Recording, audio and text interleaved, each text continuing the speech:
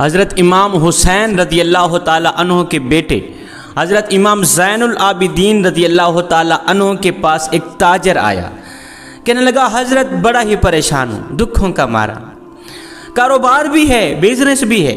مال بھی کافی سارا اکٹھا کیا، پیسہ بھی کافی سارا اکٹھا کیا، لیکن سکون نہیں ہے، قرار نہیں ہے، مال میں برکت نہیں ہے، دن رات ایک کر کے پیسہ کماتا ہوں، دولت کماتا ہوں، لیکن پتہ بھی نہیں چلتا کہاں سے آیا کہاں سے گیا، مال میں برکت نہیں، دولت میں برکت نہیں، کوئی ایسا وظیفہ بتائیں اللہ تعالیٰ میرے مال میں برکت ڈالے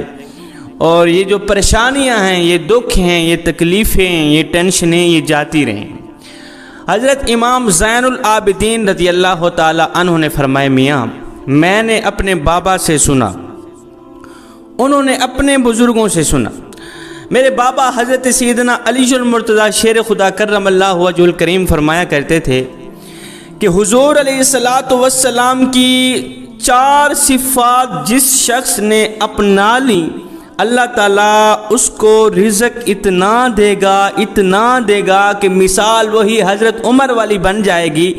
کہ حضرت عمر نے دعا کی تھی مالک رزق بہت زیادہ ہو گیا ہے، مال بہت زیادہ ہو گیا ہے، اب تو مجھے رزق دینا بند کر دے۔ جبریل میرے نبی کی خدمت میں حاضر ہوئے، عرض کیا آقا اللہ فرما رہا ہے اپنے عمر کو کہہ دو تو میری راہ پہ دینا بند کر دے، میں تیری راہ پہ دینا بند کر دوں، جب تک تو میری راہ پہ دیتا رہے گا، غریبوں کی مدد کرتا رہے گا، یتیموں مسکینوں کو کھانا کھلاتا رہے گا، میں تیری راہ پہ دیتا رہوں۔ مثال وہی حضرت عمر والی بن جائے گی اگر تم آقا کریم علیہ السلام کی 4 صفات کو اپنا لو۔ اس شخص نے کہا، تاجر نے کہا حضرت آقا کریم کی وہ 4 مبارک صفات کون کون سی ہیں؟ آپ بتائیں نا، جلدی میں عمل کروں، اللہ تعالیٰ میرے رزق میں برکت ڈالے، مجھے ان پریشانیوں سے نکال دے۔ حضرت سیدنا زین العابدین نے فرمایا پہلی صفت یہ ہے کہ سچ بولنا سیکھو۔ جھوٹ کی بنیاد پر جو کاروبار چلایا جاتا ہے، جھوٹ کی بنیاد پر جو بھی بزنس چلایا جاتا ہے، تمہارا ٹارگٹ پیسہ ہے، تم نے پیسہ کمانا ہے، پیسے کے پیچھے تم نے جھوٹ بولا، اللہ تعالیٰ رزق لکھنے والے جو فرشتے ہوتے ہیں نا ان کو فرماتا ہے فرشتوں اس شخص نے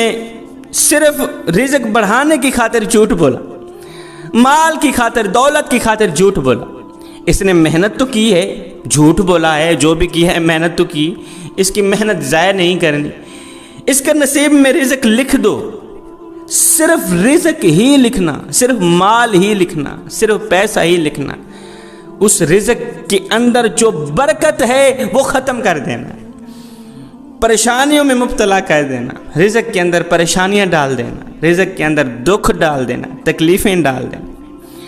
رزق تو اس کو ملتا رہے گا جھوٹ کی بنیاد پر، جتنا جتنا جھوٹ بولتا جائے گا کاروبار وسیع ہوتا جائے گا، مال ملتا جائے گا، لیکن مال کے اندر جو برکت ہوگی وہ دن بدن ضائع ہوتی چلی جائے گی۔ اگر تم چاہتے ہو کہ ہمارے مال میں برکت آئے، مال کے ساتھ ساتھ تمہیں سکون بھی ملے، چین بھی ملے، قرار بھی ملے، تو خدا را سچ کی بنیاد پر اپنے کاروبار شروع کرو، اپنے بزنس کا آغاز کرو۔ فرمایا دوسری صفت غریبوں کی مدد کیا کرو،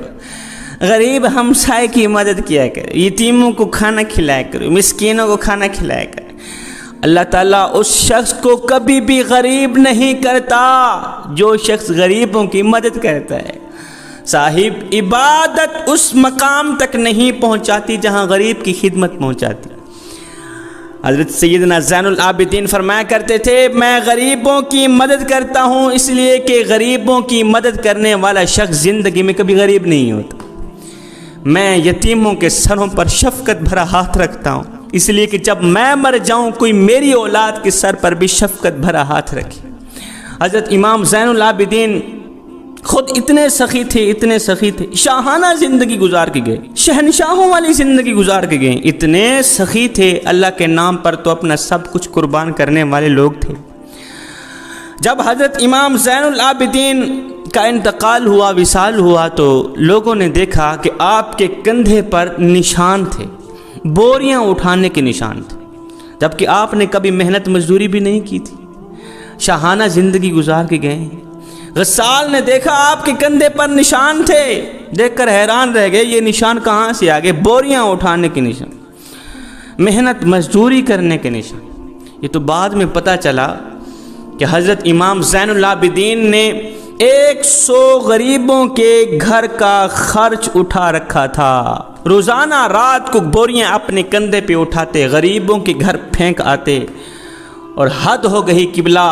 ایک ہاتھ سے دیتے دوسرے ہاتھ کو پتہ بھی نہ چلتا۔ یہ تو جب آپ فوت ہوئے، جب آپ کا انتقال ہوا تو لوگوں نے کہا، غریبوں نے کہا، ہائے ہم تو لاوارث ہو گئے، اب ہماری دیکھ بھال کرنے والا کون آئے گا؟ ایک تھا وہ تو یہاں سے چلا گیا۔ غریبوں کی مدد کیا کرو، اللہ تعالیٰ تمہارے مال جان روزی رزق میں برکت ڈالے گا، تم دن بدن امیر تر امیر بنتے چلے جاؤ۔ فرمایا تیسری صفت، بیوی کے ساتھ اچھا سلوک کیا کر۔ میرے کریم نبی صلی اللہ علیہ وسلم اپنی ازواج کے ساتھ ٹوٹ کے محبت کرتے تھے، یہاں تک کہ میرے کریم نبی جب پانی پینے لگتے تو آپ حضرت سیدہ عائشہ صدیقہ رضی اللہ تعالیٰ عنہ سے پوچھتے، عائشہ بتاؤ نا تم نے گلاس کی کس سائڈ پر پانی پیا ہے، میں بھی اسی سائڈ سے پانی پینا چاہتا ہوں۔ سبحان اللہ، محبت تو دیکھیں۔ تو میرے کریم نبی صلی اللہ علیہ وسلم کی اس صفت پہ عمل کرو، بیویوں کے ساتھ اچھا سلوک کرو، اچھا رویہ کرو، بیوی سے پیار کرو، محبت کرو، بیوی کی ضرورتوں کو پورا کرو، فیملی پر خرچ کرو، اپنے بچوں پر خرچ کرو، اللہ تعالیٰ مال دے اپنی فیملی پہ خرچ کرو، اللہ تعالیٰ رزق دے بیوی پر خرچ کرو، بچوں پر خرچ کرو، والدین پر خرچ کرو، اللہ تعالیٰ تمہارے مال جان روزی رزق میں برکتیں ڈالے، تم دن بدن امیر تر امیر بنتے چلے جاؤ۔ آپ کے محلے میں، آپ کے معاشرے میں، رشتہ داروں میں ایک شخص ایسا ہوگا جس کو اللہ تعالیٰ نے بڑی ہی عزت دی ہے، بہت ہی عزت دی، لوگ اس کی عزت کرتے ہیں، رسپیکٹ کرتے ہیں۔ وجہ صرف یہی ہے کہ اس نے اپنے ہاتھ کو ایسے کر کے رکھا ہے، اللہ تعالیٰ نے اسے مال دیا ہے، رزق دیا ہے، تو اس نے اپنے ہاتھ کو ایسے کر کے رکھا ہے، جو بھی غریب آتا ہے اٹھا لیتا ہے، جو بھی ضرورت مند آتا ہے اٹھا لیتا ہے، جو بھی مسکین آتا ہے یہاں سے اٹھا لیتا ہے۔ تو اللہ تعالیٰ نے ایسے شخص کو بڑی عزت سے نوازا۔ وجہ صرف یہی ہے، اللہ نے اسے مال دیا، اس نے ایسے نہیں کیا، اس نے ایسے کھول کے رکھا۔ اور آپ کے ہی محلے میں ایک ایسا شخص رہتا ہے جس کے پاس مال بھی ہے، پیسہ بھی ہے، دولت بھی ہے، لیکن عزت نہیں، کوئی سلام کرنے پہ راضی نہیں۔ وجہ صرف یہی ہے کہ اس نے اپنے ہاتھ کو ایسے مٹھی میں سب کچھ بند کر رکھا ہے، اپنی دولت کو، اپنے مال کو مٹھی میں بند کر کے رکھا ہے۔ اس لیے جو بھی ضرورت مند آتا ہے اسے کچھ بھی نہیں ملتا، جو بھی غریب مسکین یتیم آتا ہے اسے کچھ بھی نہیں ملتا، اس لیے اس کو اللہ تعالیٰ نے پیسہ تو دیا لیکن عزت نہیں دی، سب کچھ دیا لیکن اس مال کے اندر اللہ تعالیٰ نے برکت نہیں ڈالی۔ تو پہلی صفت سچ بولنا سیکھو، دوسری صفت غریبوں کی مدد کرنا سیکھو، تیسری صفت اپنی فیملی پہ خرچ کرنا سیکھو، چوتھی صفت 5 وقت کی نماز باجماعت ادا کرنا سیکھو۔